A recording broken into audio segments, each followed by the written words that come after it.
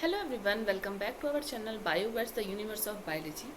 और आज एक और वीडियो है जिसमें मैं आपके साथ कुछ अनयूजुअल से कुछ नॉन सिलेबस टॉपिक पे बात करना चाहती हूँ। ठीक है, तो आज का टॉपिक थोड़ा सा हो सकता है कि आप मेरे थॉट से आपका थॉट ना मैच करे। तो अगर आपका ऐसा होता है तो कोई बात नहीं, आप मुझे कमेंट सेक्शन में बता सकते हो। लेकिन हाँ, मेरे मन में कुछ थॉट्स हैं जो मैं आपके साथ शेयर करना चाहती हूँ।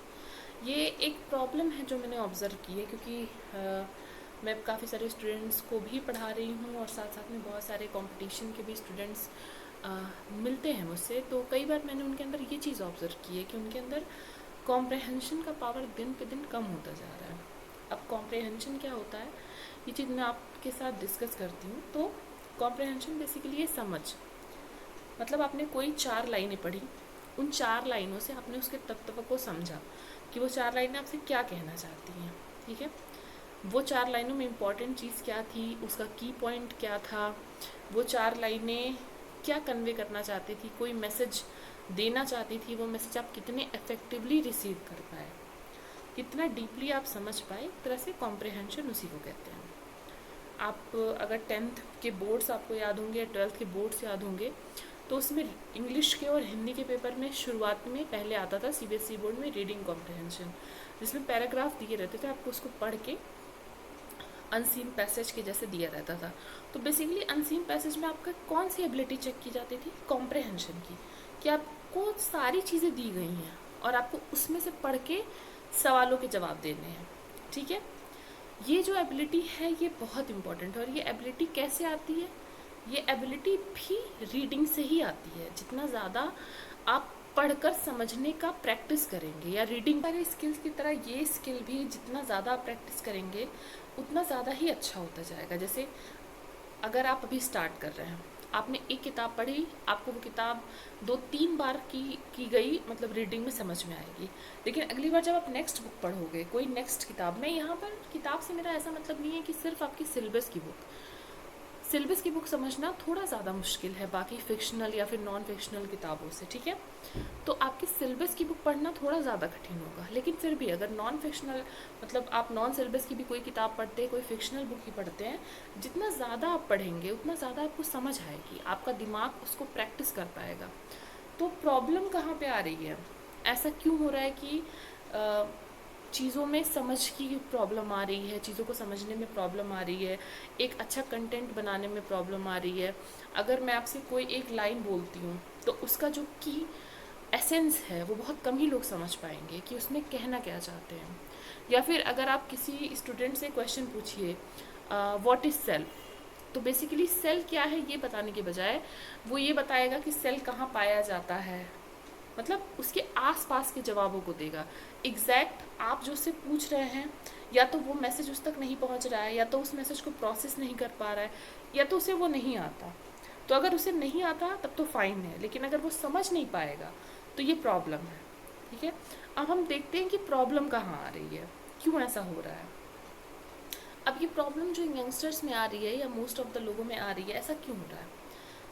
मेरे ख्याल से ये ऐसा हो रहा है इसलिए क्योंकि हमारे पास इस समय कोई नीड नहीं है। आपको कुछ भी जानना है, आप सिंपली गूगल पे एक टर्म डालते हो, उसके बारे में आपको पूरा शुरू से अंत तक चीज़ें मिल जाती हैं। हालत ये है कि उसको भी लोग पूरा नहीं पढ़ते हैं, सिर्फ जो गूगल के बाद सर्च में ऊपर की 2 लाइनें आती हैं वही पढ़ के अपना पूरा रवैया बना लेते हैं। चाहे तो उस 2 लाइन के बाद उस टॉपिक में हाउ एवर करके कुछ उल्टी ही बात लिखी हो। ठीक है, तो ये जो कम लागत में ज़्यादा मिलने वाली आदत हो गई है ना, मतलब यहाँ पर आपको मेहनत नहीं करनी पड़ रही है, आपको किताबें नहीं पलटनी पड़ रही हैं, आपको आर्काइव्स नहीं देखनी पड़ रही है, आपको सिंपली कोई भी चीज़ आपकी फिंगर टिप्स पे मिल रही है। चाहे वो बीएससी एमएससी के बच्चे हों, उन्हें भी सारे नोट्स अवेलेबल है यूट्यूब पे, हर टॉपिक को किसी ने पढ़ाया हुआ है। ये चीज़ एक सुविधा के जैसे यूज़ करनी चाहिए, मतलब कि अगर आपके पास समय नहीं है तो आप चलिए पढ़ के जल्दी से समझ लेते हैं। लेकिन सवाल तो यही है ना कि आपके पास समय क्यों नहीं है, आप वही पढ़ रहे हो। आप अगर बीएससी कर रहे हो, अगर आप एमएससी कर रहे हो, 10th कर रहे हो, 12th कर रहे हो, तो आपने अपना टाइम उसी के लिए डेडिकेट किया है। किताबें क्यों दी गई हैं आपको पढ़ने के लिए? जब आप किताबों से कोई चीज़ समझते हो, किताबों से कोई चीज़ पढ़ते हो, तो आपके ब्रेन में बहुत ही अच्छे तरीके से वो टॉपिक समझ में आता है। आपको आज मैं नहीं, चाहे कोई भी पढ़ाए, बीएससी एमएससी के बच्चों की स्पेशली मैं बात कर रही हूँ, ठीक है, वो आपका शॉर्ट टर्म मेमोरी में रहेगा। मतलब आपने जब पढ़ा, आपने जब रटा, आपने जब उस चीज़ को समझा दूसरे के द्वारा, तो वो फिर वैनिश हो जाएगा। लेकिन अगर वही चीज़ आप खुद किताब से पढ़े, कोटपाल की बुक आप खुद देखिए, कोटपाल की बुक से आप खुद पढ़ने की कोशिश करिए, नोट्स बनाने की कोशिश करिए, वो चीज़ें आपको लॉन्ग टर्म में काम आएगी। मतलब आपसे 7 साल बाद भी अगर आप देखोगे उस टॉपिक के बारे में, तो आपको बुक के पेजेस दिखेंगे कि हाँ मैंने ऐसे पढ़ा था, हाँ मैंने ऐसे नोट्स बनाए थे। गुरु आपके लिए चीज़ें आसान करता है, लेकिन गुरु चीज़ें आसान करता है इसका मतलब आप इजीली बुक को समझ पाइए, आप इजीली बुक को पढ़ पाइए। ये नहीं होना चाहिए कि आपको बुक पढ़ने की ज़रूरत ही नहीं पड़ रही है, टॉपिक क्लियर हो रहा है आपका, चीज़ें आपको इतनी ही पता चल रही हैं जितना कि वो पर्सन आपको बता रहा है, आपके पास कुछ एक्स्ट्रा नॉलेज नहीं है। अब यहाँ पे ये पॉइंट आएगा कि कोई कॉम्पिटिटिव एग्ज़ाम बीट करने के लिए आपको पूरा ज्ञान का सागर नहीं चाहिए होता, आपको सिलेबस जो है सिलेबस ओरिएंटेड रहना रहता है। तो मेरा बस इतना कहना है कि जो सिलेबस में है आपके, आप वही चीज़ अपनी खुद के भी अंडरस्टैंडिंग से पढ़ने की कोशिश करिए। चाहे आप बीएससी के स्टूडेंट हो, चाहे एमएससी के स्टूडेंट हो, चाहे आप नीट का प्रिपरेशन कर रहे हो, जेई का प्रिपरेशन कर रहे हो, या फिर किसी टीचिंग एग्ज़ाम का प्रिपरेशन कर रहे हो, प्लीज़ आप अपने सिलेबस के according reading material, authentic source है जहाँ से आप पढ़ते हो, जहाँ से ओरिजिनल बुक्स हैं, ओरिजिनल टेक्स्ट हैं, आप वहाँ से पढ़ने का ट्राई करो। और ये चीज़ें कैसे आपको इफेक्ट करेंगी ये आपको लॉन्ग टर्म में पता चलेगा, या जब एग्ज़ाम आपका क्लियर हो जाएगा तो आपको समझ में आएगा कि अच्छा ये टॉपिक यहाँ से मैंने पढ़ा था इसलिए इतने अच्छे से समझ में आ गया। मुझे समझ में आता है कि लोग कहते हैं कि चीज़ें लिमिटेड रखिए, रिसोर्सेज लिमिटेड रखिए, लेकिन रिसोर्सेज इतने भी लिमिटेड मत रखिए कि आपको उसकी अंडरस्टैंडिंग ही ना डेवलप हो पाए, क्योंकि रटने का एक लेवल होता है, आप वहीं तक रट सकते हैं, लेकिन जो समझ है अगर वो आपने डेवलप कर ली तो आप जो है लॉजिक लगाएंगे, ऐसी चीज़ों को भी आप शायद क्वेश्चन सही कर दें जो आपने कभी पढ़ा भी ना हो। तो ये है अंडरस्टैंडिंग की पावर।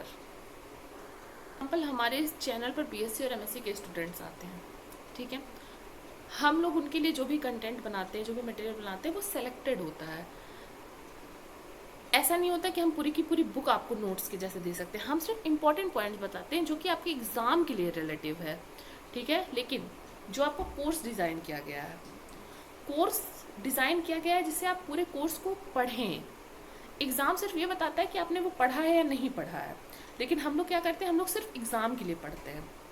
तो बेसिकली आप अपने पूरे सिलेबस को नहीं पढ़ रहे हैं, आप सिर्फ वही पढ़ रहे हैं जो आपके एग्ज़ाम में आने वाला है। ये चीज़ आपको अभी बेनिफिशियल लगेगी, लेकिन जब आप आगे जाएंगे तो आपको पता चलेगा अरे मेरे तो बेसिक्स नहीं क्लियर है। फिर आप एंट्रेंस एग्ज़ाम के लिए वापस लौट कर आएंगे, वही चीज़ें पढ़ेंगे जो आप छोड़ कर गए थे, और कम समय में आपको पढ़नी पड़ेंगी।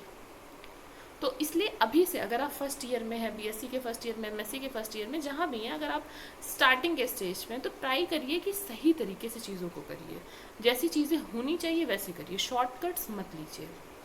अगर आज आपको सपोज करिए रेप्लिकेशन है, आपको नहीं समझ में आ रहा है, मैं ये नहीं कह रही हूँ कि आपको रेप्लिकेशन नहीं समझ में आ रहा है, फिर भी आप अपनी ही बुक से पढ़िए और किसी की मदद मत लीजिए, बिल्कुल लीजिए, लेकिन एक बार आप अपना ट्राई ज़रूर करिए, एक बार आप अपनी किताब को पढ़िए, एक बार 2 बार पढ़ने की कोशिश करिए, कुछ तो आपको समझ में आएगा। फिर आप किसी और की मदद लीजिए, ऑनलाइन लीजिए, ऑफलाइन लीजिए, इससे कोई प्रॉब्लम नहीं है। लेकिन हाँ, आपने वो ट्राई किया ना, और मैं ये नहीं करूँगी कल एग्ज़ाम है तो आप आज ही ऐसा अप्रोच रखिए, लेकिन हाँ, जब आप किसी चीज़ को कवर कर रहे हैं, आपके पास समय है, तो आपको बिल्कुल ऐसा करना चाहिए।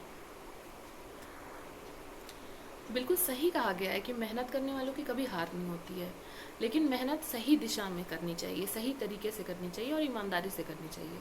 अगर आप दीवार को धक्का मारेंगे तो दीवार अपनी जगह से टसमस नहीं होगी, इसलिए सही जगह पर फोकस करके सही तरीके से आगे बढ़ने की कोशिश करिए। और मेहनत इम्पॉर्टेंट है, लेकिन थोड़ा दिमाग लगाइए कि क्या जो आप मेहनत कर रहे हैं वो रैशनल है, उसका कुछ मतलब सही दिशा में मेहनत कर रहे हैं ना आप, ठीक है।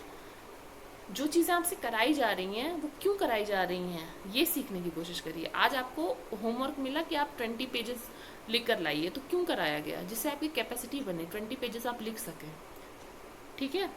तो जो चीज़ें आपसे कराई जा रही हैं, जैसे एग्ज़ाम्स लिए जा रहे हैं, पढ़ाया जा रहा है, क्यों पढ़ाया जा रहा है कि आपके अंदर कुछ स्किल्स डेवलप हों, रीडिंग की स्किल डेवलप हो, कॉम्प्रहेंशन की स्किल डेवलप हो, आंसर फ्रेम करने की स्किल डेवलप हो, चीज़ों को समझने की स्किल डेवलप हो, चीज़ों को प्रेजेंट करने की स्किल डेवलप हो, ठीक है। तो ये सारी स्किल्स आपके अंदर होनी चाहिए। अगर इन सब के बजाय आप सीधे ये फोकस कर रहे हैं कि मेरे एग्ज़ाम में अच्छा मार्क्स आ जाए, चाहे मुझे किताब की शक्ल ना देखनी पड़े और आप खुद में अच्छा भी फील कर रहे हैं कि अरे मैंने तो किताब देखी भी नहीं, मेरा इतना अच्छा मार्क्स आ गया। तो ये मार्क्स आपको आगे जाके बहुत ही महंगे पड़ेंगे। तो यही मेरा इस वीडियो का मेन मोटिव था आपसे बात करने का। आपको जो भी लगता है आप प्लीज़ मुझे कमेंट सेक्शन में ज़रूर बताइएगा, मैं आपके डिस्कशन के लिए वेट कर रही हूँ। और तब तक के लिए पढ़ते रहिए, बढ़ते रहिए और हाँ, पढ़ते रहिए। ठीक है, थैंक यू।